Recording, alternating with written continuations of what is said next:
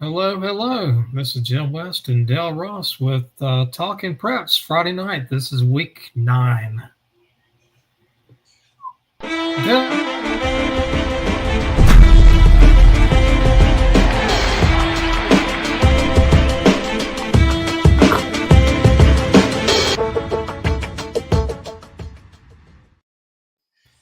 Dale, this is a interesting week. Finally got cold for me. How about you? Did you get any cold weather in Charlotte? It was cold.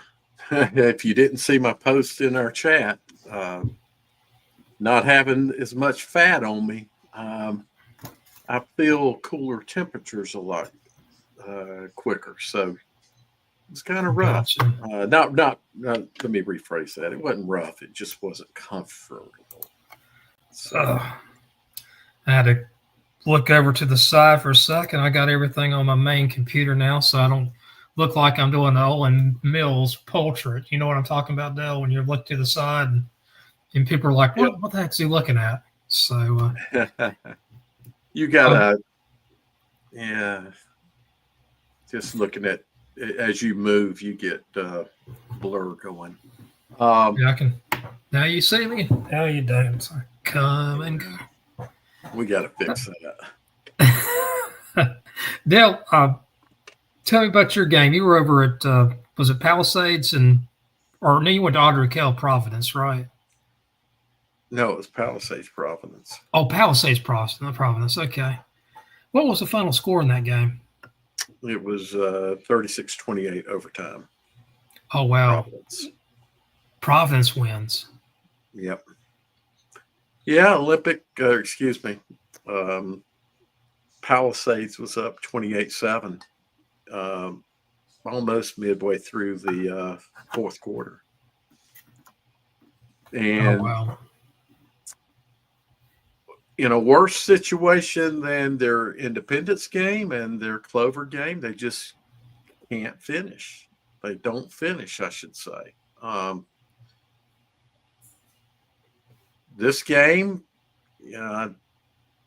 certainly I saw things as they were happening and was wondering, they got kind of conservative and they got soft on defense and it bit them. And then there's many things you can point to as to what lost the game for them, but probably the biggest thing was they were up 28-21 and Providence had the ball, on the Palisades end of the field, and they were back at, I think it was the 35-yard line. Was that right? Somewhere in that range, and Palisades made a stop, but then a player, some discipline with players was kind of an issue tonight for Palisades. So a player got an unsportsmanlike conduct call, which completely changed that set of downs and, of course, moved Providence closer. So, I hate to say it for the kid that did it, but that really probably cost them the ball game tonight. I think the way that the defense had played on that particular series up to that point of the penalty, they probably would have carried on through with that. And, Providence would have turned the ball over, but instead, you'll see in the highlights, Providence makes a nice throw. Receiver makes a wonderful catch, bobbled catch. And, I think on his second bobble when he caught the ball, he's crossing the goal line. So Wow. that got them to overtime. Palisades with their four downs, they ended up about a half a yard short. So on fourth down, they go for it, a couple of yards. They go for it, and instead of kicking a field goal, which was probably a good move, but they come up short, and then Providence, I think it was on third down, scored their touchdown. So very good Very good comeback win for Providence to hold themselves together, not to completely fall apart in a game that, quite honestly, right before that last series that series in the fourth quarter where Providence scored that touchdown to be down or to put them at 14 points, the game was looking out of hand. Uh, that's the way things were looking. But then, things turn, and you can't ever quit, and that's a good lesson, I think, for Providence tonight is Right. quit because things can turn around for you, and just because you're up by 3 touchdowns doesn't mean you can't continue to to go at it, which was in a nutshell that was Palisades' problem. I think they just didn't go after it. So. Good game. Otherwise, obviously not a good game for Palisades. Great game for Providence, and a great game for people that like close games. So, Right. got an overtime game. That's an interesting conference. Palisades, Kell, Providence. I mean, there might be a 3-way tie for first place in that conference. The problem here I see when it comes to playoffs, so Palisades, had they won and won out, would have put themselves out of the 3 teams, would have put themselves at a better RPI position. Right. Now, that makes, I think, all 3 of those schools, if they, let's say they end tied, Right. they're all 3, and even if they don't, they all 3 are going to face tough early round games. They're going to be seeing a Huff and a West Charlotte pretty quickly in their within their playoff runs. So, that October 31st game between Providence and Kell, a lot could be, when it comes to seeding, a lot of things could happen just based on that one game. Especially, I was looking at the RPIs. There are certain areas like, I want to say like 10 through 14 or 9 or 8, or actually more like 7 to 15, where it's all kind of jumbled together. A couple of wins can, put you at the very top where you're getting a bye that first week, or you might have to play a away game. So it's exactly on that.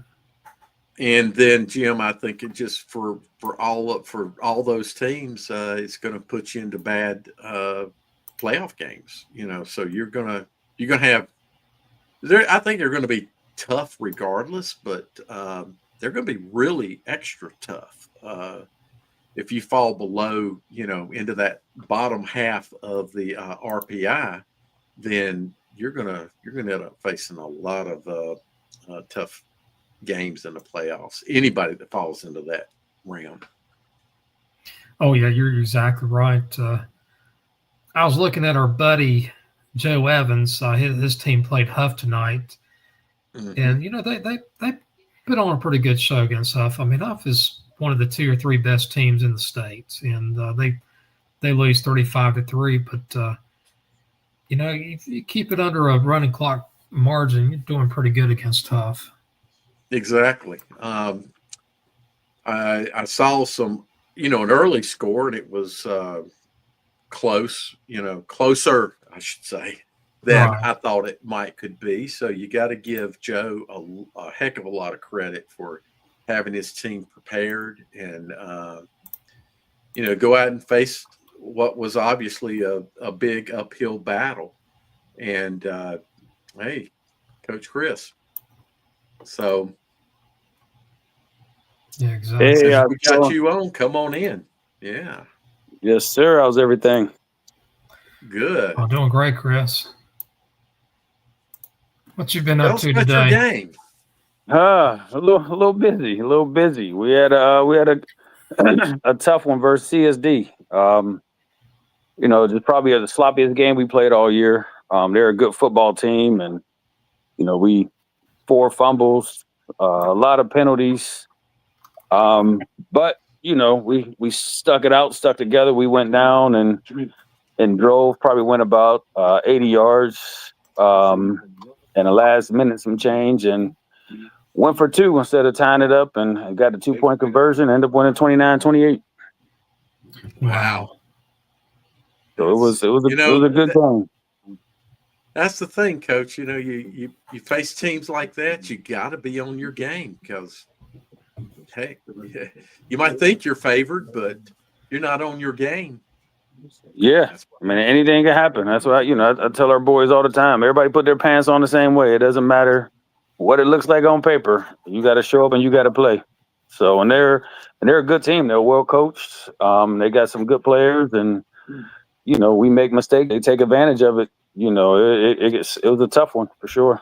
Yeah, I was going to say Community School of Davison, that's one of the top 5 teams in the 2As in the States. And obviously Corvian is too. That's it's a statement about your program where you can have an off night, a sloppy night, and still beat a very solid, very good team in your classification. That's a sign of a great program right there. And Chris, you've done a great job over there in Corby in a very short time.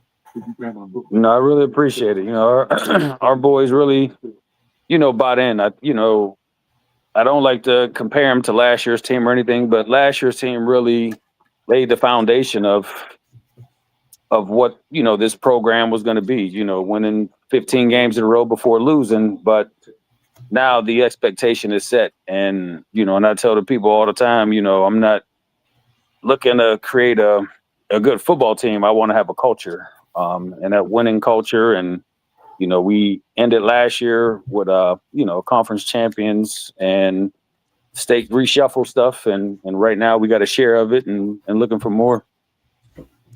Yeah. So let me ask you a question. So I was at an overtime game myself. Take me through, or take us through, not just me, take us through your game and anything that you may have had to do to keep your team motivated or get your team motivated to finish the game. I really didn't have to do much to keep them motivated. I mean, they wanted to win. I just think over the years, this kind of became a rival. Our very first year we scrimmaged CSD. They were our first scrimmage, and we kind of got after it in that scrimmage. And then the following year, we were up like I think 20 points early, and they came back and beat us. And then they come to our place and we beat them. So I mean, it was really a grudge match. And it wasn't so much keeping them up, but more focus, just kind of controlling the excitement and all that stuff. And, it was never a doubt late that we would at least put a drive together to give us a chance. And then, like I said, we scored. It was probably about 28 seconds left. And it's funny because we go to kick, and one of our young guys, we have a few freshmen that play. One of our young guys is down, so we only had 10 people. So instead of scrambling and doing all that stuff, I ended up calling a timeout. And we talked about it and decided to go for 2. And we punched it in and had a couple big sacks on that last drive, and they were out of timeouts. And best play in football was able to get in victory formation. That's the best play, isn't it? For a coach, it is. For sure. But they got some really good players, and like I said, I mean they're very well coached. I could see us playing each other again. In these next 5 weeks or so in the playoffs. Getting ready to, to make a deep run and possibly run into each other again. I bet Jim agrees with me when I say you guys probably will. Yeah. Yeah, TJ felt the same way. He thinks we'll see each other later on in the playoffs. But, like last year, we got lucky. We were in position, the ball bounced our way a few times. I mean, it takes a lot more than just being a good football team to make that deep run, So it's just kind of head down, chopping the wood, and Focusing on 1 week at a time. Just try to finish each week 1-0. That's the goal. Coach, can you stay with us, and we're going to throw some Charlotte scores up? Yes.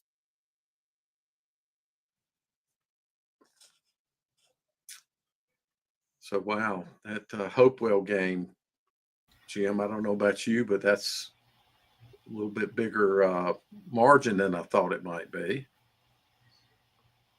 I didn't have what's the word for it. I thought Geringer would come in a little bit closer. Oh, okay. I see Huff was up 142-10 over South Mac.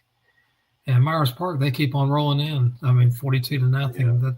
Yeah. I don't see any surprises in winners. And as we talked leading in, South Mac was facing a very, very big hurdle here. And let's commend him for what happened there. We've got, Chambers won. I thought that might be a little closer game than 21-6, but I think Chambers had something to prove tonight. A little bit probably more this week than any other week. And they came on. I mean, that's a pretty good win against North Mac, 21-6. And that next score right here opened my eyes. I did not see this happening. So what I'm going to do is I'll do my crow thing. I'll get me some crow and hot sauce, and because crow's only good with hot sauce. Are you deep frying it, or are you going to saute it, or what? Oh, it'll be crow etouffee. Yeah. So I'll definitely eat some crow for that. Jim, that West Charlotte game, getting beat by 3 scores is not fun, but that's really not bad, in my opinion, for a program that's having to rebuild. Right. Having to go through some tremendous rebuild at Butler. And, West Charlotte being one of the top teams in 8A, and, of course, I think in the state. So, I agree with you. West Charlotte's defense is stingy. There's going to be a lot of teams that would be shut out against West Charlotte. But holding West Charlotte to 21 points is a pretty good testament for Butler. Yeah, I like a lot. I like the defensive scheme that Sam runs. I really do. I wish he'd understand. I won't teach it to anyone, but I would love for him to teach me the rules of that defense. I love how fast it plays. I love the way it hits the edge. Looks like we got some highlights. Okay. Let's run the highlights and then we'll come back to the scores. Yeah. 7 Palisades from their own 33. Good run. He's gone. He is gone. So I could see immediately when he hit that hole, it just from the outside edge there, it was easy to see he was going to make it all the way. 3rd and 3 for Palisades. Another good run. Touchdown. It's and goal. Providence from the Palisades 12.5-yard line. I'm sorry, I couldn't get all the guy. I was too zoomed in too much. He made a great catch. That was a great catch. Palisades from the Providence 5. Tight formation. Wing back. And touchdown. And goal, Palisades from the Providence, I think, 4-yard line. They are going for it. 4th and goal. 4th and goal to go. Touchdown. So 28-7. 1st and 10, Providence from the Palisades 20-yard line. Under 10 seconds remain. Oh, wow. Third and goal. Some of my highlights are either out of order or missing. That was the touchdown that tied the game. In overtime.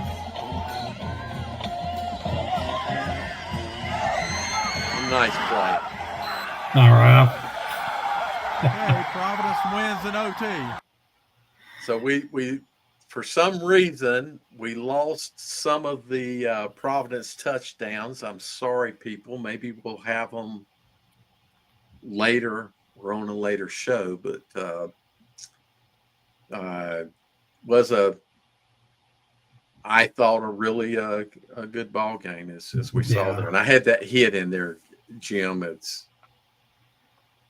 that Greater Charlotte game. I saw one of the messages come in here. I was trying to be nice, but anyway, Huff supposedly had a running clock and pretty much dominated that game. So, our man, yeah. I was trying to keep it a little bit. Yeah, I was trying to keep it a little bit under there, but under the radar. But so much for that idea. Well, Southwestern 7A, 8A, that Ardrey Hill, Ballantyne Ridge. Do you think Ballantyne Ridge is a team that's that might maybe in 2 or 3 years be able to compete in that conference, or do you think they're going to be like Rocky River or East Mac at this point? No, see, the thing is that there is talent in that part of the city. Gotcha. And I don't think that's going to change. It was feeding, a lot of it was feeding, Ardrey Hill and Providence. So I don't think that's going to change. I think it's just going to be a matter, is the coaching staff the right coaching staff? Do they build it? Yeah. I think they can, Jim, I think they can win. And quite honestly, I think they can compete in the conference, but when, I don't know. Say we'll see what happens with next year. If they should be competitive, they're competitive next year. Yes. That was a big win for Rocky River tonight. They beat East Mac 37-19. Rocky River, they've struggled some, and I'm glad for Coach Ken. He's a great fella, and great to see Rocky River win. All right, going to Greater Metro. A.L. Brown, they keep I think they lost last week to Olympic. Was that right? Yes. And then they beat Hickory Ridge. That Central Cabarrus game, I know that Central was up 20-0 right before halftime. I don't know what the score is on that. Oh, there's Coach Chris back.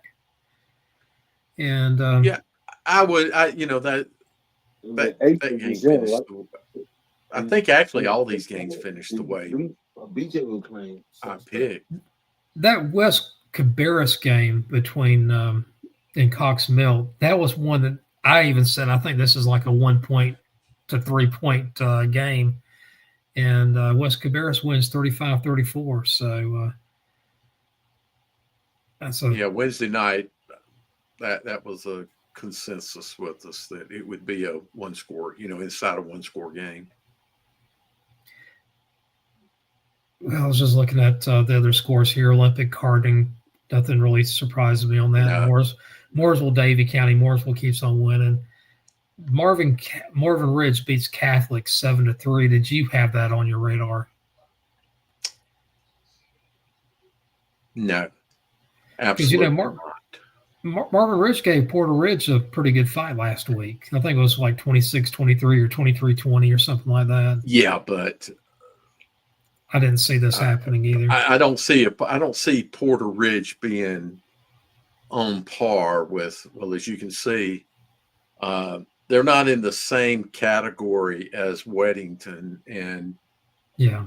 Well, we'll see about Sun Valley even. I don't think even with Sun Valley. Now, those two will play last game of the season for what I used to call the Battle of Walmart and Cookout in Indian Trail, who owns those two. So, no, I didn't see this Marvin Ridge at all. I picked Catholic to win. Right. I don't know. I thought Catholic would win by 2 scores, to be honest. So, Coach Chris, just out of curiosity, where do you live in Do you live in Charlotte, or you live in the outside of Charlotte, or? I live in Charlotte. I stay close to the Mount Holly area, Okay. right off Brookshire. So Okay. Oh, yeah. Okay. Well, that area is really grown up from where it was 10, 15, 20, 30 years ago. Believe me. yeah, I mean, my best friend's been here since like '04. And I've been coming down for years, just coming to hang out and visit. And, 485 wasn't even here. I was getting off down on 77 and driving all the way up, and it was trees and one gas station. And I remember I didn't come for a couple years, and I put in my GPS, and they're like, "Oh, you got to turn here." And I'm like, "I've never gone this way." But I follow my GPS. It's a new freeway and restaurants and Chick-fil-A's. And I'm like, geez, oh man, it's just steady growing. I mean, it's a beautiful area. Charlotte is 70? itself, You did 77 and then ended up getting on Brookshire. Actually, it was off Brookshire of 85. there. And then 16, exactly. And then took 16 out. I know the area well. Yeah, but I mean, it's beautiful, especially coming from Youngstown. We were like a steel mills, town. And when the steel mills closed, I mean, it just kind of became a struggle. Right. So leaving there and coming here is just, it's a whole new world. I talk about it all the time. I just love walking into my backyard with no shoes on and feet in the grass and the sun shining. I mean, nothing like it. Gotcha on that. Did we Which have any high other- school? What high school district would Coach Chris? Coach Chris, which high school district are you in? You think? The school that I would go to would be West Meck. West Mac. Okay, I got you. So you're right down in Dell's old stomping ground, then. Well, not really. Not really. No. While I stomped in that area, Big Waves Radio, WROQ used to be out there. I fished a lot. We fished at what we call the hot hole there. There's a power plant as you go back towards the river. But no, I was more inner city than in that part of where he lives was West Meck then, but it was country. It was very, very much country. So Gotcha. not my stomping grounds. No way. So The scores here. some more here. Yeah, I'm off of Brookshire and Mount Holly, Huntersville Road, that area. Yeah. Like right in there. So Gotcha. nice area for sure. And then It is. my two best friends stay, like, one is 2 minutes one way, the other one is 2 minutes. One been my best friend since high school, the other one college roommate. My son moved down, he stays over by Corvian. So, just we're all right here. So we kind of get to hang out like old days. Oh, that's awesome. Awesome. Yeah. So no surprises. I figured Christian Country Day could be a good game. We lost the scores for some reason. It's all right. Yeah. But I did believe that Christian would win that game, and by several scores. And Providence Day, excuse me. In Latin, I expected that to be unfortunately what we saw there. Are we going to get our scores back up? We probably will a little bit. Let me ask you this: Country Day, how many kids does Country Day have compared to like Latin or Providence Day? Or I don't know exact numbers, but Country Day, and I would say Country Day and Latin and Christian and even Providence Day are all similar in size. Providence Day may be a little bigger. Number of students, if I had to guess, I'm guessing in the 1,200 students. I don't know. Oh, it's that many. Okay. I'm guessing on Providence Day, not Latin. I was wondering about like Country Day, because I thought Country Day had a lot less. Oh, I'm sorry, students or Country Day. My guess would be Country Day is somewhere between 900 and Oh, well. 1,100. I'm guessing. I don't know. Gotcha. Langston could somebody could type a number in if they know it and tell us exactly. Jim, you got to understand. I'm kidding. Yeah, I think that's probably the biggest thing I miss with Ohio. There's one playoff, like private, public, you name it. I mean, it's one playoff. I would love to see like Providence Day go through, if they're an 8A school, go through that gauntlet of Independent or Mallard Creek and West Charlotte and Huff and some of those schools. But yeah, there was no separation of public and private. The private schools, I went to a private school. I coached at a private school for like 16 years. And, you can get kids from, all over the place. But it was, you had a certain area, a set school. And if you got kids outside the school, then they used a multiplier. So a lot of the private schools played up divisions instead of their actual enrollment because of, where you can draw students from. But everybody played each other. I mean, that's probably the biggest thing I miss. The reason that's not done here is that to be in the North Carolina High School Athletic Association, you have to agree to certain rules and regulations, and private schools didn't agree to those. And there were everything here in Charlotte. One of the big issues of even having privates play publics had to do with reclass of students. The private schools were allowing reclassification. You could have a kid attend all their schoolage in public school here and then reclass and go to private school and play. So those regulations and your agreements to hold within them is why we have two associations. That's probably the main reason we have two associations. And yeah, I get that. The reclass is new to me. We didn't do it in Ohio. It wasn't allowed. You had 4 years to play, just being under the Ohio High School Athletic Association. So coming down here and, I lost a player to reclassing and just different things. I mean, it's different. That's definitely different. Exactly. So that's why the two do not blend together. If they blended together, Providence Day would probably be, and playing up even, would probably be a 6A team. Would probably have to play in the 6A. No more than 7A. Right. Which 7A is the brutal. That's the 7A is rough for sure. Yeah, I remember Sam talking about it. He was like, I'm okay with 8A. Like, we got there. He was like, because 7A is tough. It's a tough road. Well, 8A, you got 32 teams. 7A, you got 60. And there's a lot more teams in that 7A. The more teams are competitive. Jim, do you agree with what I said about why the two don't blend together? Yeah, I do. I think some of it's also more cultural in North Carolina than it is in Ohio. There's definitely a discrepancy. If you go to Ohio, there's a lot more.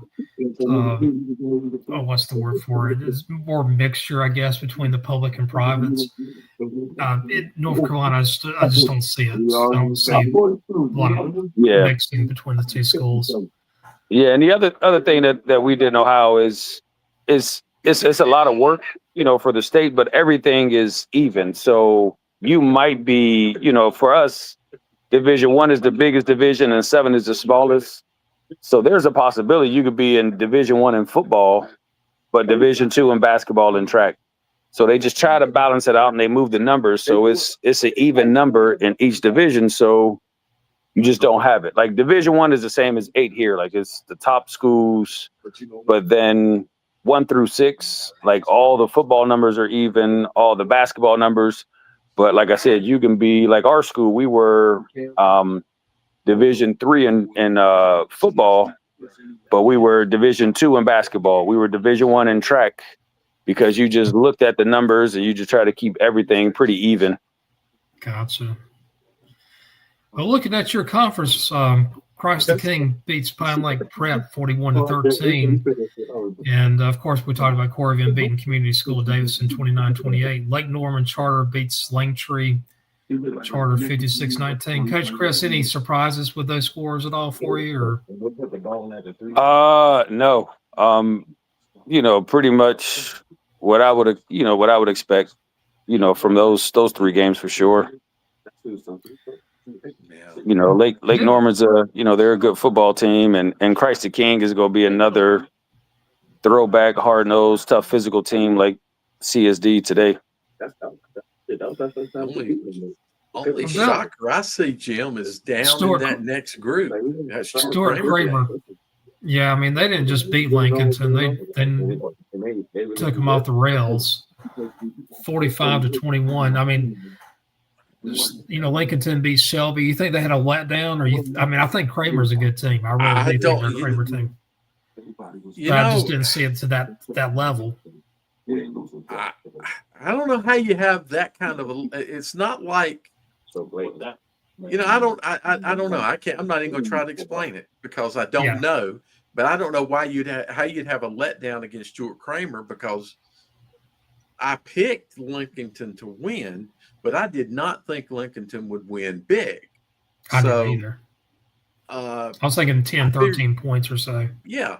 So I figured it'd be a competitive game that you're going to have to coach, and the players, you're going to have to tell the players you got to be in the game. There's no overlooking. But boy, something happened. Yeah, you got that right. And that kind of goes back. You can't overlook what your opponents. I don't know if that happened with Lincolnton or not, but you have to be focused every week. You got to be focused every play. That's the thing that I saw tonight. And coming into a game, you got to be focused, and you got to remain focused throughout the game. And so maybe someone will tell. Well, Jeff was at that game, so Jeff. I'll find out from Jeff. A couple games that Yadkin Valley that surprised me. I thought Union Academy would beat Albemarle, and that was a close one, 31-24. And after last week, I was kind of down on North Stanley, but they righted the ship and beat North Rowan 35-23. And that's a North Rowan team that beat South Stanley earlier on. So, I think North Rowan beat South Stanley by 3. South Stanley beats North Stanley by 40, and now North Stanley beats North Rowan by 12. Gotta love high school football. You do. Maybe we can get the scores to flip back around. I'm looking at that ambassador score. I wonder who was the leading scorer and how many 3-pointers were made in that game. Yeah, exactly. You got 67-46. We'll see. We can look at the South Point Kings Mountain scores. Exactly. There was a couple. South Point beating Kings Mountain 35-0. Dale, I did not see that. I didn't see a running clock in that game. I saw South Point winning, but I did too. That's 7 points away from a running clock. Well, it is actually a running clock now, 35 points. Oh, is it? I didn't know that. So I figured South Point would win. I thought they would win by 2 scores. Yeah. It's more than 2 scores. That's big. The other scores, at least in the Big South, that's not surprising. Mount Pleasant 76-0 doesn't surprise me. Let's see here on this. What was the Forest Hills? The Forest Hills had to have won that game, I would think. Big. What was it was 41-28 Forest Hills. Okay. Forest Hills, they've had some injuries. They had a player transfer, and they're not nearly as strong as they were earlier on in the season. They might be improving again, but they did have kind of a bump in the road. So 13 that's closer than, I don't know. That's a little closer than I thought it would be. The South Piedmont, nothing really surprised me, although that J.M. Robinson win, 49-0, that's a statement win. I'll tell you what, people do not need to underestimate J.M. Robinson. No, I know that I think they lost to Myers Park first week of the season, but since then they've just been on fire. Salisbury finally wins again. Yeah, Robinson will be playing late in the playoffs. I don't think that they will get a deep run. You know what? I bet you Joe Glass is like, you know what? I want to show those guys over there talking preps. They don't know what the heck they're talking about. And he was probably Hickory, just smiling ear to ear when we were so picking Allen East was at Lincoln. that game. I expect Allen probably interviewed Coach Glass, so I have to look on our Facebook page and see. Yeah, I'm sure he did. Good game. Maiden Bandies. Look at that. That was a good game. And Newton Conover and West Iredell. Look at that. 3 great games. Wow. Oh, even Bunker Hill was up 7-6 at halftime over Fred T. Ford. So I think all 4 of those games were pretty good. Wow. The Big Six, the Asheville School Covenant Day. I'll let you talk about it if you know anything about it. There's no surprise with either one of those games. Squat about them. Yeah, I don't see any surprises there. I think that's all the scores we got for now, since we already covered the other. Yeah. Ashbrook, I'm just going to speak up on that. They got a nice win tonight. I think Ashbrook's set to make a deep run as well. Let's just back up a little bit with that 5A with Hickory and East Lincoln. Both of them are title contenders. South Point is a title contender in 5A. Obviously, Crest is. How fun is the playoffs going to be in 5A in the West? Like week 4, week 5? Jim, that's the classic 3A conference. And yeah. It was like the small – it used to be like the small 3A, Right. And, 3A – I've always thought 3A has had very competitive, especially here in the West, has had very competitive playoff games. And I remember going to the East Lincoln South Point game, and that's for one of the best playoff games I've been to. So, yeah, there's going to be a lot of competitive football.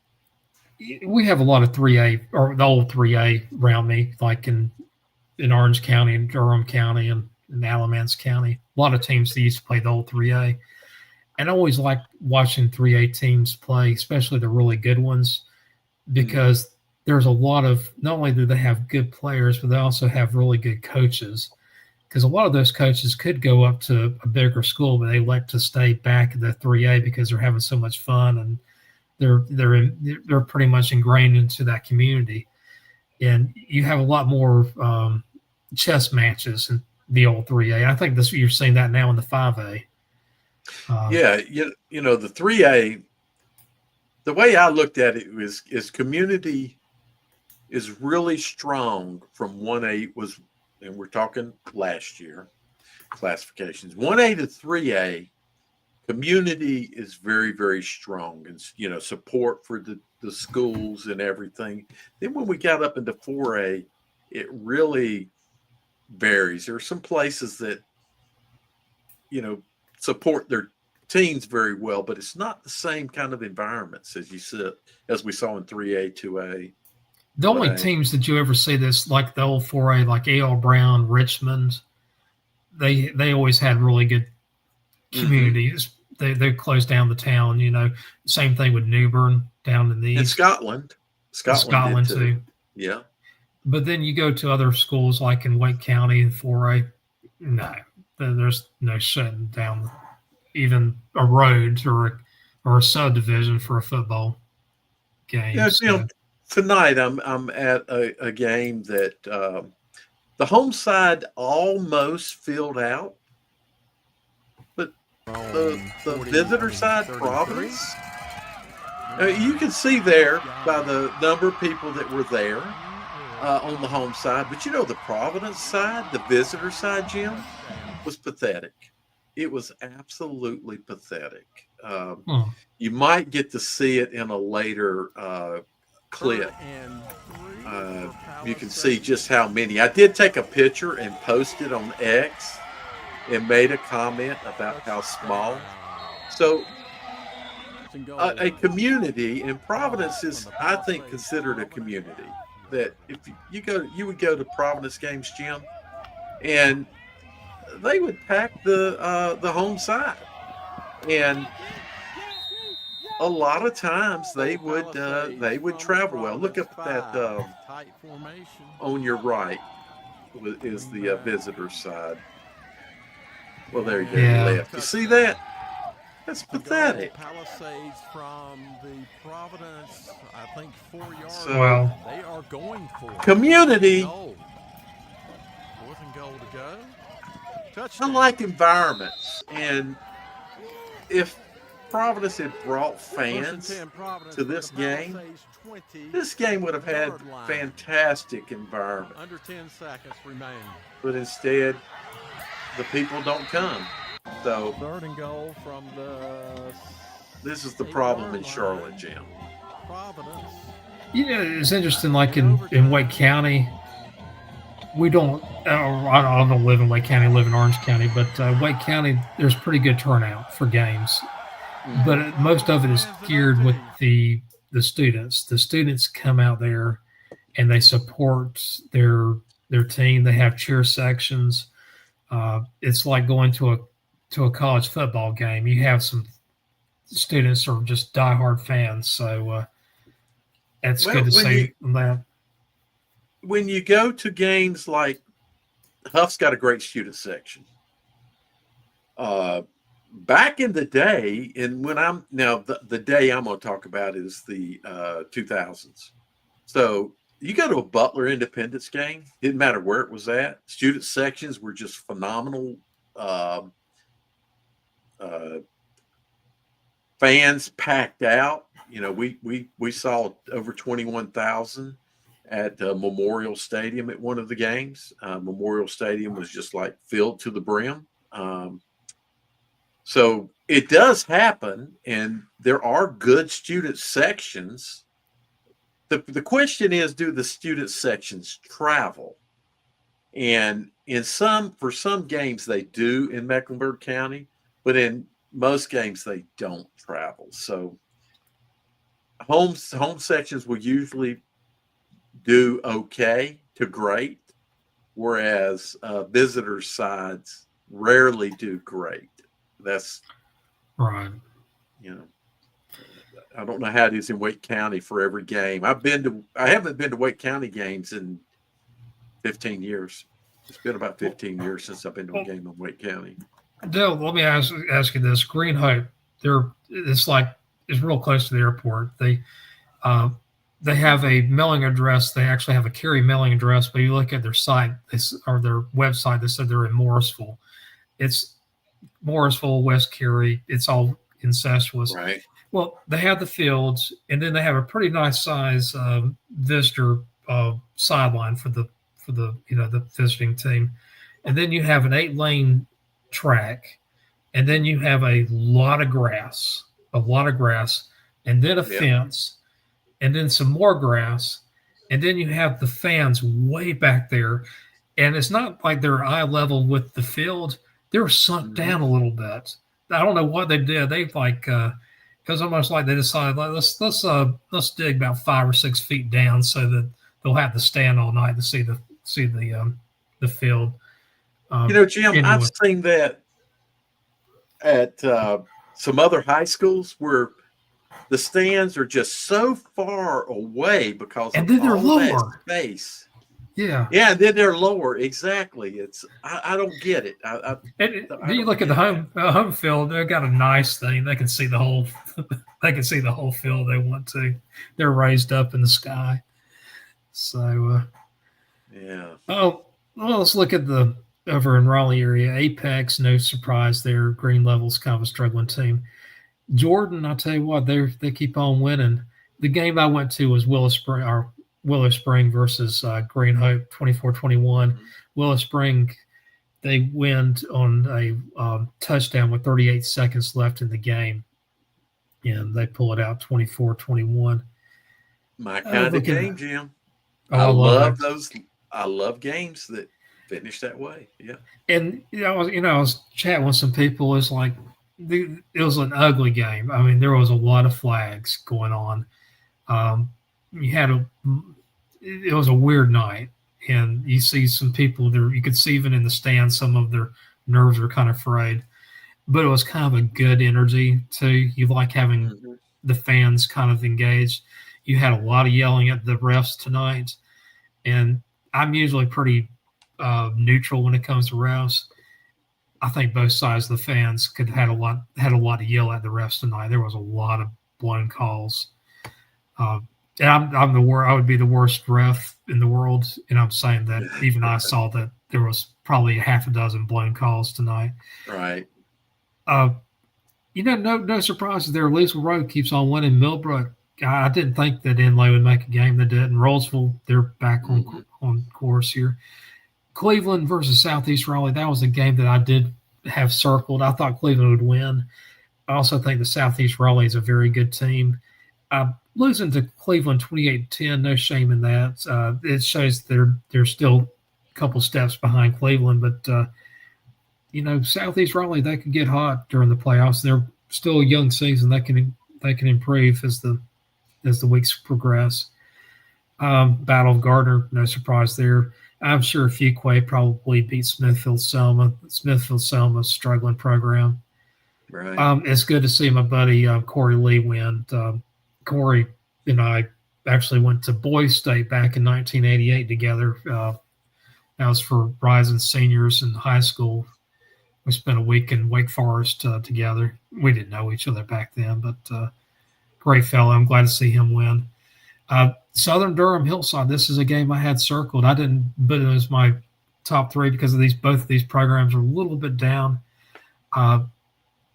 Southern Durham, I mean, that's a statement right there. They're probably the second best team in Durham after Jordan right now. So another game I had circled was Cardinal Gibbons in Middle Creek, and I thought Middle Creek would maybe bring a little bit more of a game to Cardinal Gibbons, but not tonight. Not tonight. Sanderson beating Holly Springs, no surprise. Jeremy Buck, I'm sure you remember Jeremy. He used to be the head football coach. Yep. He used to be head coach at, I think, at East Meck. And was he ever at He started out at Harding and then went to East Meck. Gotcha. Yeah. East Wake Franklin. And I actually thought about going to that game and decided not to. It's about an hour away. Wake Forest beating Knightdale. No surprise there. So let's see here. Lee County, they beat Harnett Central. How about Brian Till, Dale? Another big win there. 56-0 Union Pines over Triton. This is not a surprise, this win here, but hey, he keeps on winning. That's good coach. He is a good coach. Yeah, he's a better man too. Seaforth. I did not see this. I thought South Granville would beat Seaforth, but Seaforth wins 27-7. That's not going to say shock, but it does surprise me. West Craven beat North Lenore. No surprise on that one. Looking on the right side here, none of those games really surprised me too much. No, not at all. And a lot of those kind of let you guys know on the eastern side, a lot of it has to do with speed and just finding the right athletes. Dale, you know the difference between high school football and like Triangle and Charlotte. It's definitely a difference. Right. But I always think of Charlotte football. Right now, they're the king. I mean, let's just face it; they're the king on that. But you get into the 2A, 3As, the West were more physical, and the East might be a little bit faster in the smaller classifications. So Karen, I know that was a little bit of a jab. She posted that very quickly. The Independence 35, Mallet Creek 0. So Karen, I don't know if you're still with us, but you will see me eat crow. Maybe I don't know if Langston will want to have it for the Tuesday show. If he doesn't, it'll definitely be done on Wednesday. And if he does it on the Tuesday show, it'll be done on the Wednesday show. There's a couple of games here that I need to eat crow for, Jim. Now, I figured the Palisades Providence game would be close. But I did pick Palisades, so I'll eat some crow for that too. Though I don't think that's good. anything like eating crow for Independence, the Independence game. You know, any it's other good to games eat. here, I should eat crow. It's good to eat crow. It is definitely good to eat crow sometimes. You just need to. It's good for the sports. Hey, I'm not afraid to admit I'm wrong. You know. Yeah. I just need to get Hey, you saw the other day what picture was used before. I'll get my my youngest granddaughter now to put her crown on me, and we'll take another picture.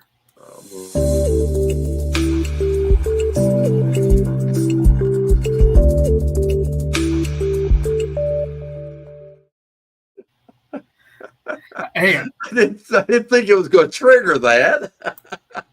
I was like, do we have AI here or something? I did get a final score on that Central Gabarris Berry game. Central Gabarris beats Berry 34-15. And earlier on, I know that we were looking for that score for about Forest Hills and West Stanley, and Forest Hills did beat West Stanley 41-28. So Yeah, one of the past these scores out. I expected Central Cabarrus to win against Berry. That's a tough. Even that conference is tough for Berry right now. I don't know what they do, Jim. In the past they have had opportunities. Some decent teams, but right now, no. Let's talk about a team over in Davison County, a little town called Denton. That has South Davison High School. South Davison, I don't know if they've ever had as many as more than 6 games in a season that they've won. They are 8-0. They win again tonight. They beat North Stokes. I think the score is something like 43-13. And Jim, I would, the numbers better than me, but if you'd have asked me that, I would have said I don't think so. Because I just always remember them or think of them as not being very good. Back in the day, you had the they call it the Central Tar Heel Conference. You had South Stanley and Albemarle as a member. Thomasville and West Davison would go in and out. They were kind of circled between 1A and 2A. You had South Davison. Back in the day, you had West Montgomery and East Montgomery. Now they no longer exist as Montgomery Central. You had Northmore. You had Jordan Matthews who would go between 1A and 2A. And then you also had Chatham Central, which has always been a 1A team. South Davison usually was in the same bucket with Chatham Central and sometimes Northmore when they were really down. They would be down there. But they couldn't beat teams like Jordan Matthews or West Montgomery. They could possibly beat East Montgomery once every 10 years or so. But a very struggling program. It is so good to see them winning games like this. Yeah, I agree. Keep looking back at that Hickory East Lincoln game. That would have been a great game to be at, it looks like. I don't know what I'm going to do with my rankings this week. I think right now you have to have Crescent number 1. I think they've earned it.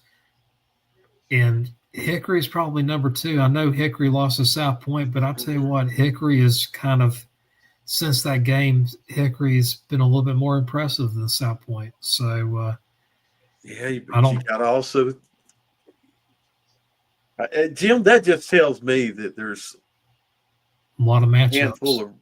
There's a handful of really close teams. But look at that Western Foothills 4A, 5A. I mean, besides Hickory and East Lincoln, Maiden, Bandies. Yeah. Those are 2 4A teams right there. Maiden, beginning of the season, I had them like 2nd or 3rd, I believe. Newton Conover had been in and out of the top 10. I think they were in my top 10. West Iredale is a team that I don't think they won a game last year. Now look at them. They're doing great. That is a fun conference right there. I know Alan Drump is very happy to be in that or covering that conference, just like Jeff Miller is probably happy with the Big South. You know, He's always been happy with that Big South. There's some good teams in both conferences, but I think the Western Foothills is top to bottom probably a more solid conference. Oh, I agree. And then you also have like teams like Burns and Shelby. Burns, I believe, is 4A. Shelby's 3A. Mm-hmm. Lincolnton is a 3A. That conference, that I think is like a 2A, 3A, 4A conference. Right. I mean, that's a very highly competitive conference at the top. So did you just looking at the Monroe-Anson County game, and I've certainly picked Monroe in my head to win that game. And actually, I thought it might be that's 12 points. I thought it might be a little more than that, Jim. I was going in. I thought I was trying to decide I was going between 4 and 5 scores. Yeah. So you.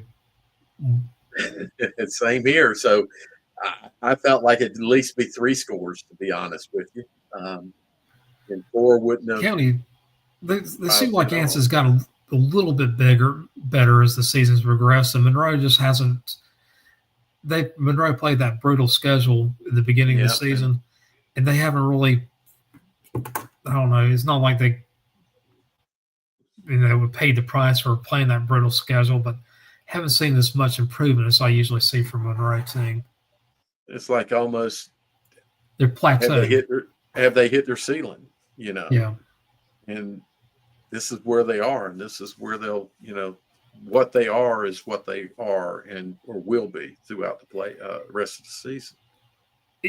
Something else, Dale. As much as we were talking about like Hickory and East Lincoln, Crest and South Point, we're not many people are talking about J.M. Robinson, and I'm going to tell you right now, J.M. Robinson is a team that is going to come back and haunt some people. We had Joe Glass on the show this last Wednesday. He even said that he thinks J.M. Robinson is being overlooked. Yeah, I think. I don't hear you, Jim. Yeah, can you hear me? Oh, it's me. Probably me. Okay. I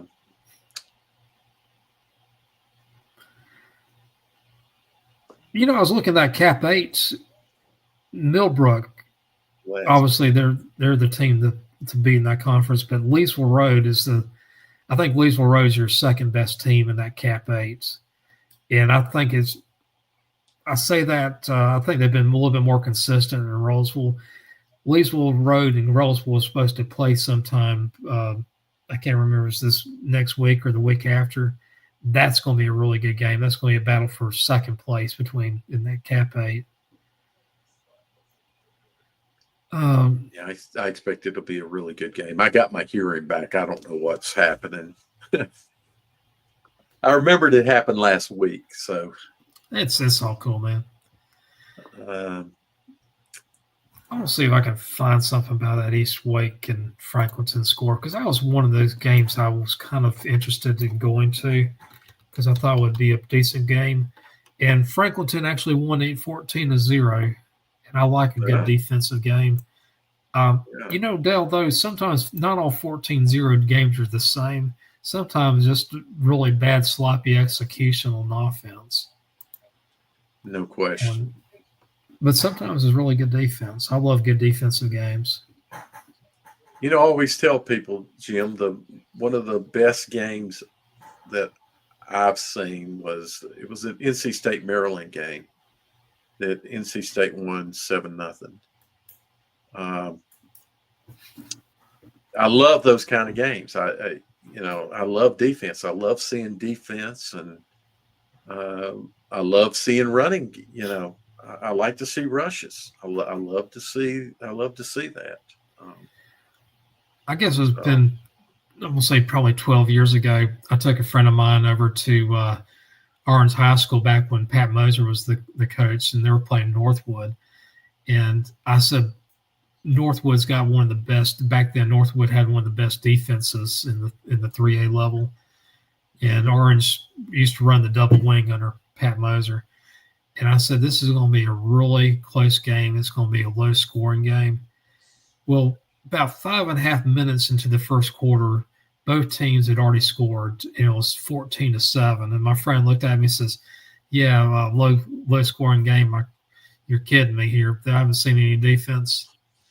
Well, I'll tell you what. For the remaining of the game, we saw nothing but defense. The final score was 14-7 Orange, and it's just, it's one of those things. Defenses can lapse a little. When it comes to football, if you have a really good defense, it allows you to have an off night on offense. Exactly.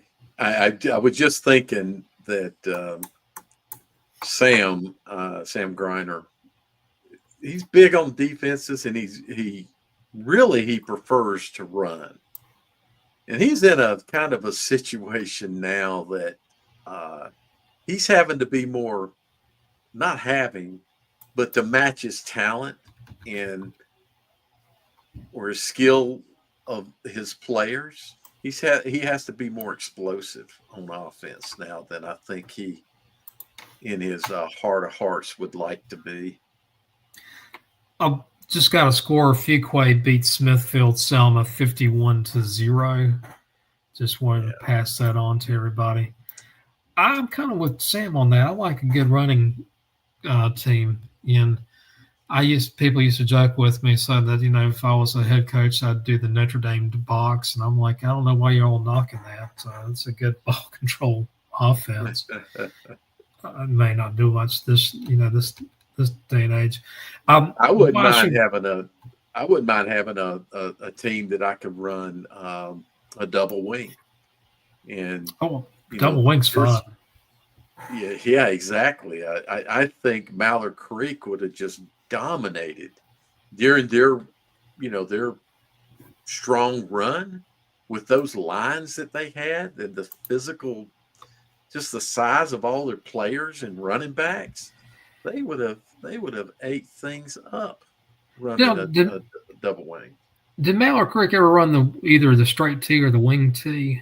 They ran wing T some under Aaron Brand. Yeah, I gotcha. I like the wing T. Yeah, wing T's my favorite offense.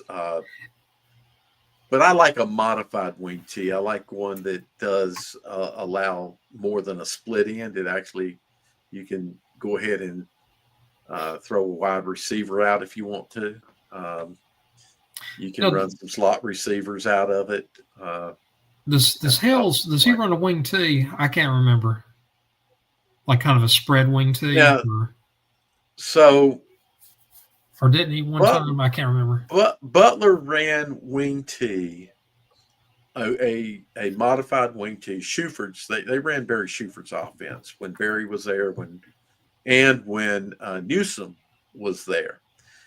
So they ran a modified wing T.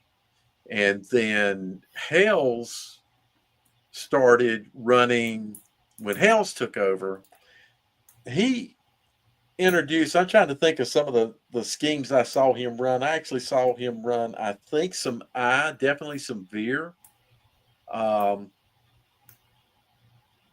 So but we'll have to ask Coach Hales what his favorite, when we talk next Wednesday about all of them's favorite play. He loves that play too. We'll let him talk about what he thinks his favorite offense is. But the one position that I always like seeing on the football field, I don't care if it's high school, college, or pro, is a fullback. And fullbacks are becoming more obsolete. I love a good running game when you have a fullback and is able to make a difference. I think an I and a power I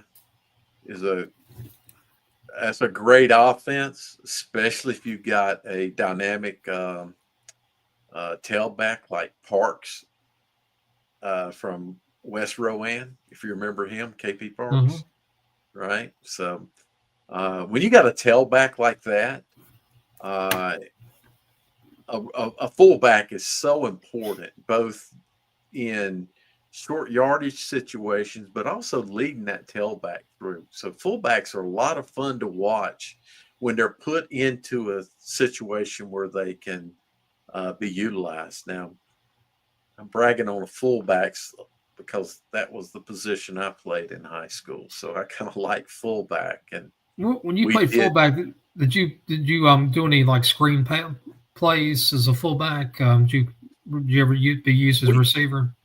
So we had two offenses.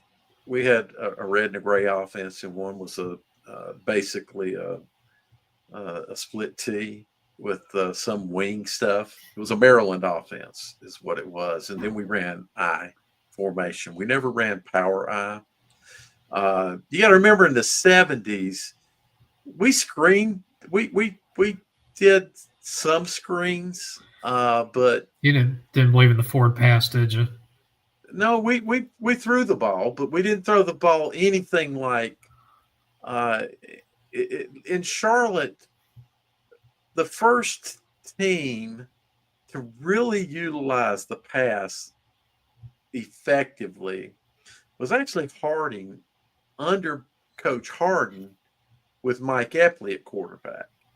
Epley, was he over? Did he end up going to Clemson, or is this somebody else I'm thinking? No, Mike Epley he was starting point guard at Clemson and starting quarterback at Clemson. Yeah, I thought so. Yeah. But Coach Danny Ford. Epley was a great. To me, he's the best high school quarterback. Who was there was a redhead that played for basketball during that time. I was thinking maybe it was a Jarman or somebody, or at Clemson. Yeah, Clemson. I can't remember. I met him. This was back in '96. I was in a former lifetime. I was a credit manager. But anyway, I've got some more statewide scores here. Yeah. Reynolds. Ashboro, they keep on winning. They beat Eastern Guilford 37-33. I've seen both of those teams, and I thought that was going to be a close game today. So, look at Conley beating Newbern. That was one of those games. I thought Newbern would be slightly favored in that, and Conley pulls out the upset. That was one of my three that I mentioned earlier on. So it sure is. That was part of your big three, wasn't it? Grimsley in the Battle of Greensboro, they beat Page 48-14. Page is a team, I think they're probably another year off until they're going to be a really solid 7A team. And Grimsley's showing come playoffs, they're going to be tough. Yeah, they're going to be great. Over in Asheville, they beat Irwin 41-35 today. I thought that was going to be a pretty close one. That score south of Asheville, Hendersonville, and Avery County. Look at that. Over 100 points there.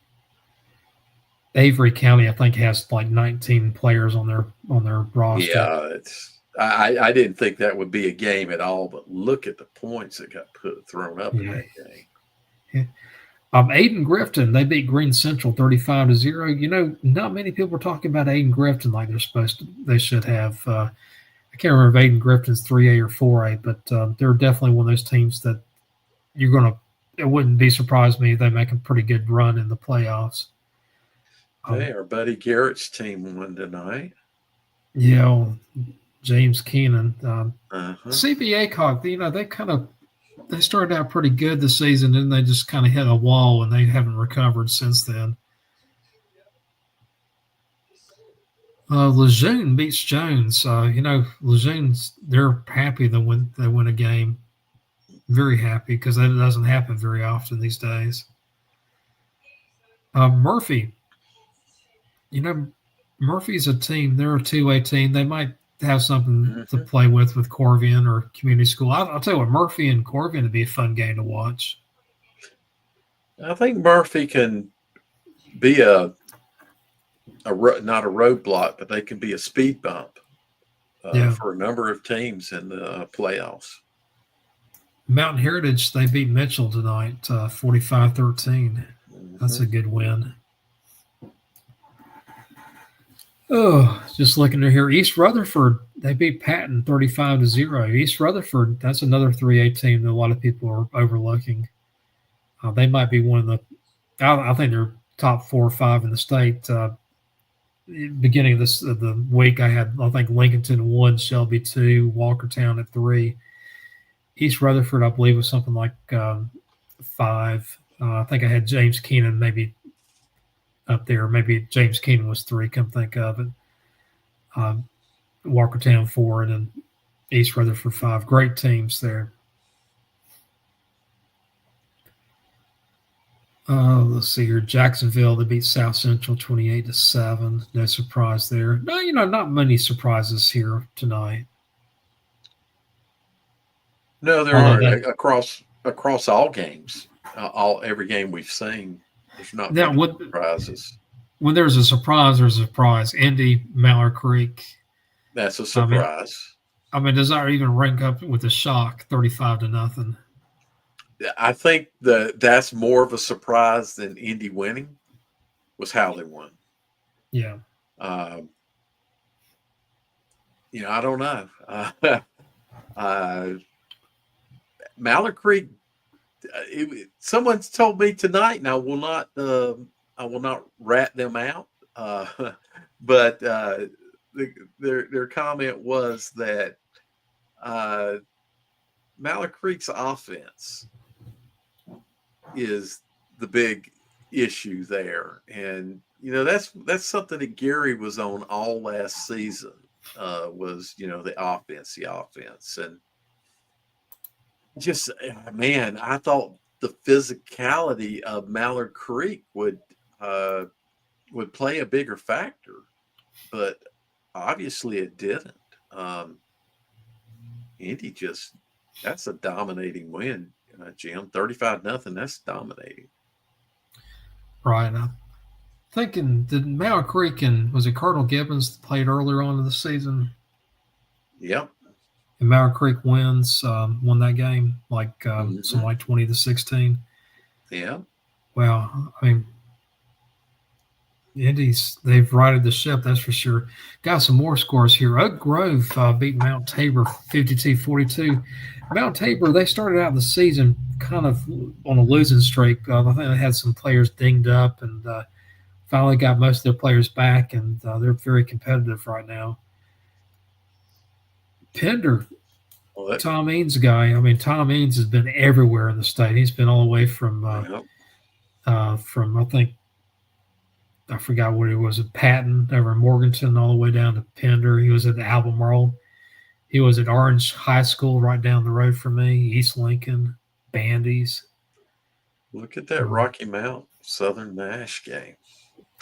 That was one of those games that I thought was going to be a really good one, to be honest with you. And I actually thought Rocky Mount might be just a little bit better. 71st, E. Smith forfeit. I guess E. Smith, because of the tragedy, elected not to play tonight. Yeah. So I hate seeing that they had to forfeit the game. To me, it's one of those things. Let's just call it. Well, call it what it is. It's my guess is it was probably a team decision. Players, coaches. Oh gosh, Cleveland football player. I just saw they had a cardiac arrest on the field tonight. Well, if we get some more details about that, we will share that. We don't know if he passed, do we? We do not have anything that says he's passed, but that scares me as not only as a fan but also as a father. You hate seeing these young kids in that situation. Walkertown will beat McMichaels 60-0. That's a good win. I was going to say I saw one of my scores I saw earlier on. Williams beat Eastern Alamance by about 6 points. Southern Alamance beats Person. Tarboro beats Bedingfield.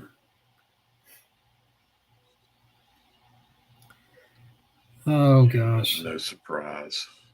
I see a lot of running clock scores here. West Davidson beats Whitmore. Exactly. Oh, West Davidson. Yeah. That looks like a good one. Yeah. Yeah. Yeah, a lot of these scores tonight are just big margin scores. You got that right. And Raven, you asked me about when the Raven Gap Christ School game came up. Well, you can see there, right. no surprise. Although we're off of that now. Yeah. Boy, look at that Asheville Irwin game. That's a That rival 41. game there. Tell you Well, what, apparently some people are signing on, so we'll go through this Charlotte yeah, let's scores go again. back to let's go back through the Charlotte scores here. I'll tell you what, why don't you take the lead since you're Charlotte man? Well, Hopewell Garinger, no surprise there, other than I thought it might be a little closer. I thought Garinger might be able to keep it a little bit closer. Huff, South Meck, as we talked Wednesday night, that's a tough game. Myers Park all over my West Mecklenburg. Really, Jim, I thought Chambers would be a close game, but as we were saying just a few moments ago, Indy, Mallard Creek. I think both of us are shocked at that margin. And you got to be. I think. Gosh, how do you find moral victories in a loss of 21 points? But I really think that's West Charlotte's a good darn football team. And Butler, holding them to 21. Obviously, West Charlotte held Butler scoreless, but other than these that, teams. Yeah, go ahead, Jim. These teams are going to be playing in 2026, 2027, 2028. Just think about what's going to happen in like 3 years. Who knows? Butler might be beating West Charlotte 21-0 by then. These are some really good teams in this conference. Exactly. If Coach L sticks around, he can. There's a lot of work he's got to do to rebuild that program, but yeah, I could see that being a competitive game here in the future. Right. No surprises other than I was at the Palisades Providence game. People, 33. you're gonna see some of the highlights from it.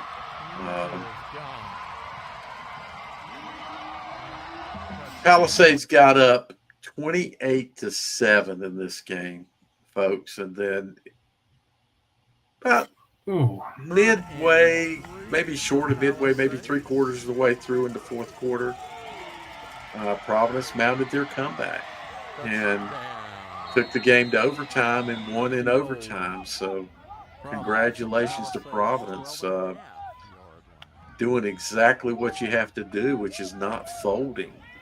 Again, on this play here, I wish I'd have been zoomed out a little bit, but it was a great catch right there at the back of the end zone. From the Providence 5, tight formation.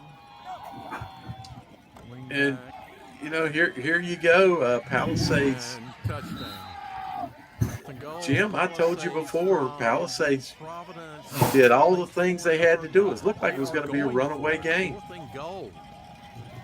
And guys, any players watching, you never quit and you never give up or you never let up if you're up in front. Watch this play right here. Under 10 seconds remain. This is a wonderful catch here. What a catch. 3rd and goal. Tied it up, and 8-yard line. Palisades couldn't do anything.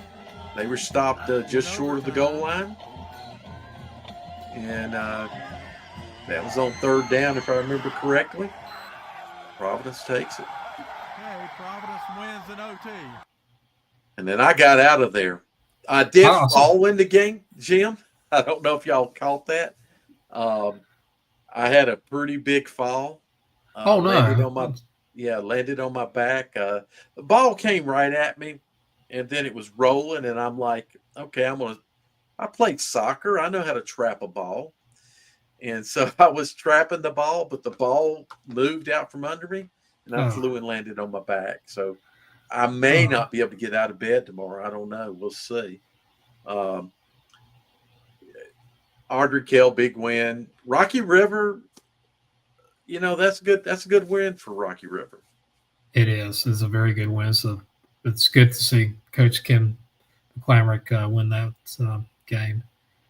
I don't see any surprises in the Metros, Greater Metro No, 6A, 7A. I mean, we even both felt like the West Cabarrus Coxville game would be a one-score game. So yeah, it'd be an I think that overtime.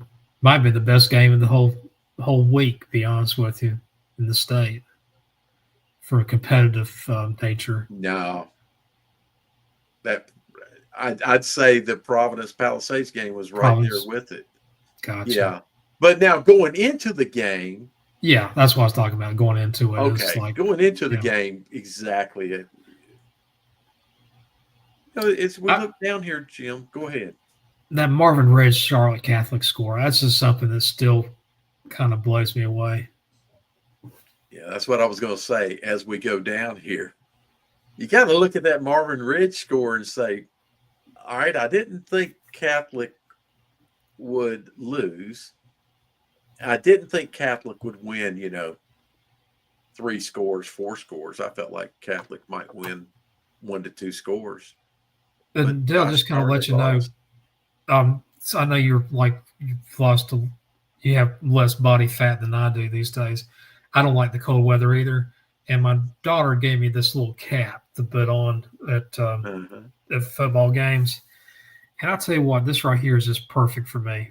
It just keeps my head warm and don't have to worry about things. As long as I keep my head warm, I'm usually in pretty good shape.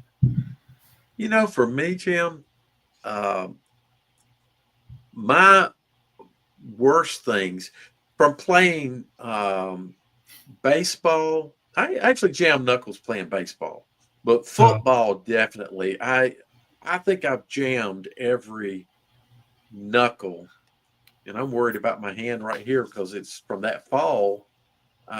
This knuckle right here is hurting me, but that cold gets into these joints. So for me, I don't have any hair to keep me warm. It was my arms and my yeah. hands. I won't rub in or so talk about my hair. Um, Ashbrook, Forest Hills, no surprise. Crest, North Gas, no surprise. South Point shutting out Kings Mountain, that surprised me. Kings Mountain's got a good offense.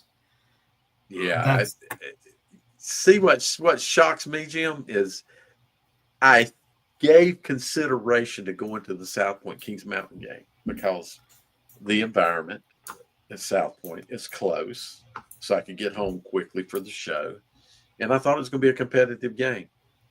right. I was wrong on the competitive part. Crest 5A, South Point 5A, another 5A in the South Piedmont. J.M. Robinson beats West Rowan 49-0. A lot of people don't remember this, but West Rowan won 3 state championships in a row. They won the small 3A back, I think it was between like 2008 to 2010. Scott Young, Scott Young, I great remember man. him. Yeah, He I think was, one of the most fun playoff games I've been to. There's a lot of them, but was A.L. Brown and West Rowan at West Rowan. Scott and I didn't meet until 2015. We knew each other. We were about the same age. Actually, we are the same age. And first time I met him, within 20 minutes, he had me following him, trespassing through some people's yards in Kannapolis to see something. I'll go into later details, but there's not many people I'd break the wall with. But Scott Young, he was such a great leader. I didn't even think twice about it. And I'm one of the most cautious people when it comes to breaking the wall. Just a great leader. Just absolutely loved Scott. Wish he was still with us. Yeah, every time I went to a West Rowan game, he treated me nice, treated me well. I should say not nice, but he treated me well. And I did go to a number of West Rowan games. I probably went to 8 games approximately, because I like watching Parks play, and Mooresville West Rowan's a big rival game, so I went up to that game a couple of times. Good guy he was. Great guy on that. But, we saw East Lincoln, Hickory, J.M. Robinson, Crest, South Point. I just can't stress how much that 5A West is. It's going to be so competitive come playoff time. It is. I agree. Christ the King winning, Corvian, Community School Davison. Community School Davison, a very good team. Corvian had a kind of a sloppy night, as Coach Chris said, and they still win 29-28. That's a sign of a great program when you can have an off night and beat a very good team like Community School Davison.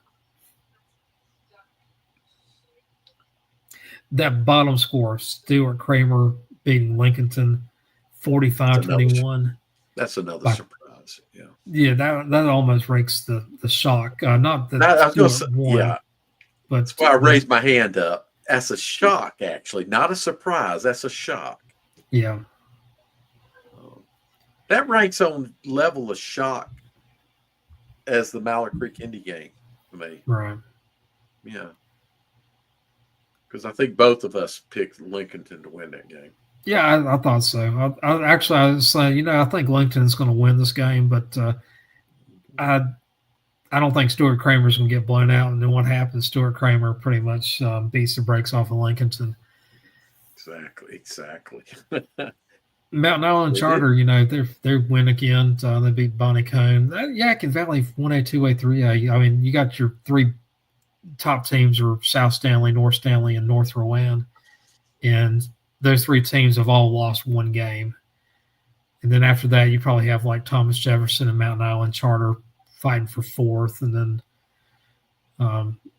I think Albemarle beating Union Academy has probably got them in 6th place now. So not a bad conference for small football or, small classification football.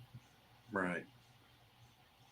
The problem with that conference, 1A, 2A, 3A, just like the Southern Piedmont, 2A, 3A, 4A, and the Catawba Shores, 2A, 3A, 4A. I don't like that. I don't like split conferences. I don't either. This is freaking, triple sliced. Mountain Island Charter, was it Mooresboro, or what's that place called that the Mountain Island Charter's in? They're in Rutherford County, or? No, Mountain Island Charter is not too far from Coach Chris. So okay, in Gaston County.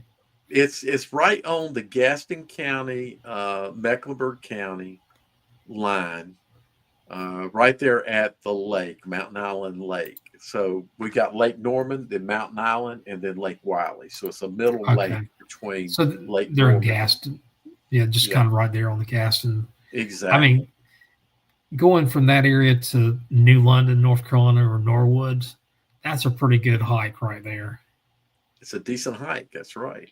Yeah, that's a very good hike. So,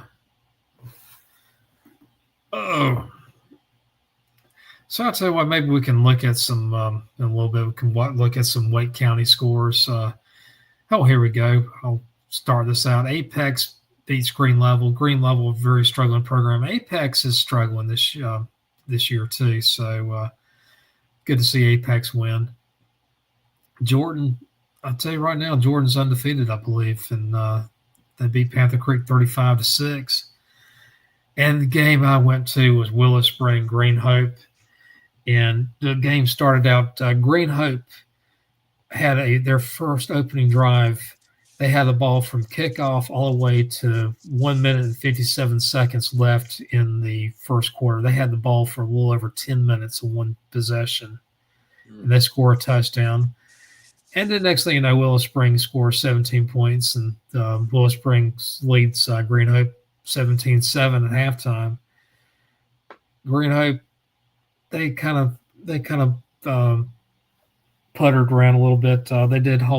They did intercept the ball in Willow Spring and a deep pass, and Grand Hope did another one of these 5 or 6 minute drives, scores a touchdown. And then they score another touchdown with about 4 minutes left in the fourth quarter to go up 21-17. And then Willow Springs, they get the ball. Actually, Willow Spring, not plural, but Willow Spring gets the ball and scores a touchdown with 38 seconds left. And I think that it was a throw to the tight end, if I remember correctly. So good win. I'll tell you this right now. I've seen Lee County play. I think both those teams are kind of on the Lee County's quality. It's a decent 6A quality. It's a big drop down in 8A in the Wake County area. So anybody listening, let's all pressure Jim to give us highlights next week. Use this camera and get us some highlights, Jim, so we can have some. Well, I gotta remember to do it this way as opposed to doing this way. Yes, do it that way. Exactly. Yeah, gotta do it long stuff. There was a couple clips I sent over to our guy, but there was horizontally. But the problem was every time I saw a good play, it was going away from me, and it was so bad here. Looking here, Union Pines beating Triton 56-0. No shock on that. I'd love to find out if I'm hoping Orange beats Carborough. Orange has been struggling the state least this year. Coach Hesenthaler, he used to be the head coach at Southeast Guilford, then later on Southern Alamance. Great fella.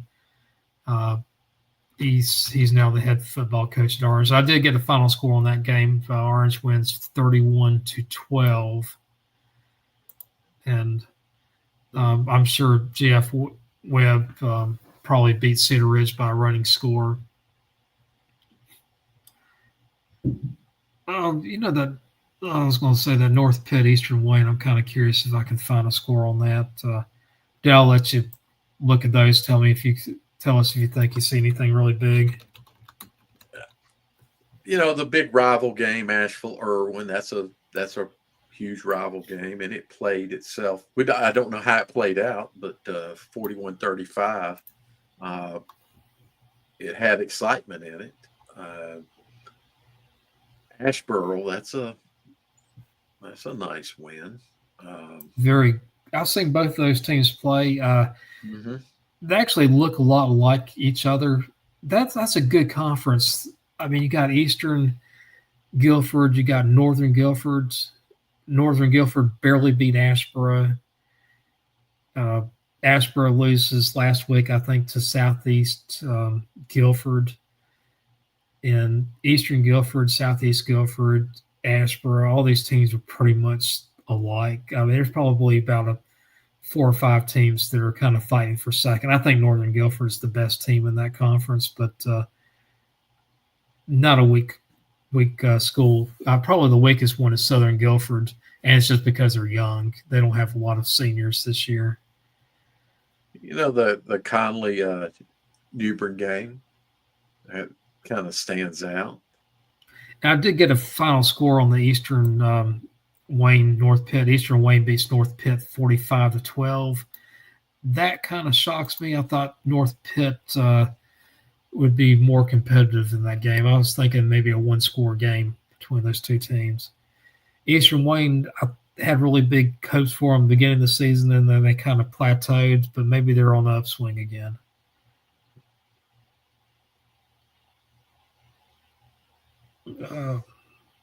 Trying to see if we got anything else here.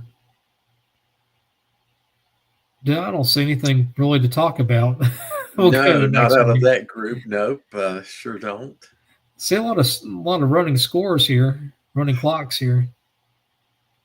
Yeah, I didn't realize the running clock was now. Is it 35? 35. That's correct. What was the logic behind that? Do you know? I don't know. I don't. I was just going to think about the ethics of it having a running clock. Oh, let's see, it's got some. Yeah, I don't. I don't know why you would go 35 instead of 42. What was the big deal there? But a lot of running clock tonight. Exactly. I don't like running clocks all the time. I mean, sometimes it's good, especially if one team just doesn't have a lot of depth. The team that's getting blown out doesn't have a lot of depth. I'm fine with having a running clock. But sometimes if you have, let's say you have each team has at least 30 players, getting those substitutes some time to some game action to me it's worthwhile just to get them on Listen, the field. some of these teams. So the big schools, the big programs, because this can happen in the 5A, 6As as well. They'll field 50. I think coaches have told me. I've asked a number of coaches this question, and that is, how many players do you want on varsity? What's your maximum? And coaches have told me that in a game, it's hard to manage over 50 players. So they want to cap it typically at 50. So some of these programs, if they can, they'll have 50 players, Jim. And you got running clocks. There's a lot of kids that don't get to play. And here's an opportunity to get some play time. And, well, all of a sudden, it's just like 10 minutes goes by and the game's over, Right. I don't like it for that reason. I gotcha. Dale, I'll tell you what, I know it's getting kind of late. Wanted to get your final thoughts about tonight. My final thoughts. So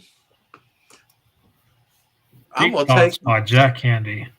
Yeah, so I'm gonna. You might think I don't know who that is, but I do. What was that? Second City, is that right? Anyway, my thoughts are going to come from the game I attended tonight, and probably applies to a number of games, and that's you got to finish. As whenever you set out to do something, and even if you're moving along and you're successful in what you're doing, you can't let up. You got to continue. You got to finish, because if you don't finish, the other team has an opportunity, and the other team will finish. So right. I saw a team come from being finished to actually executing the finish. So as my thoughts are, as anything you do, finish it. Make sure you put all your effort in until, if it's a game or whatever it is, until it's done. And in a game, be it football, basketball, baseball, it's not done until the last whistle is blown and says that's it. So you got to give everything up to that point. That's my thoughts based off of what I saw. I'll tell you what, it sounds like you'd be a good golf coach. You can drive the ball as far as you want to, but you still have to get it on the green. So it's not how you drive, but how you arrive. So and how you arrive in, you got to putt. You got to you get on the green. Yeah. Then you still got to finish, man. You could. Yeah. I've seen people, Jim, get on the green and putt around. They'll putt it short, and then now they'll hit it hard and they'll go past. And I've seen too much of that. So yeah, finish. I agree with you. Well, Dale, it's always a pleasure. We've been doing this together for probably close to 10 years now, and from Jim West, Dale Ross, and countless others, thank you so much for joining us on Talking Preps. And please come back and check us out. I believe we're going to Talking Preps will be on Tuesday at 8:00. And here we go. Thank you. Yeah. So we got some of the times here, but and you will get to see me eat crow. I know you want to see that. So it's going to be on all those shows. It may not be on our Friday night show, Jim, but Talking Preps OT on Wednesday. I think I called it plus. You called it plus. Exactly. Yeah, I'm a plus size guy these days. Need to go on diet. But guys, take care of yourself, and we'll catch up with you sometime next week. Take care.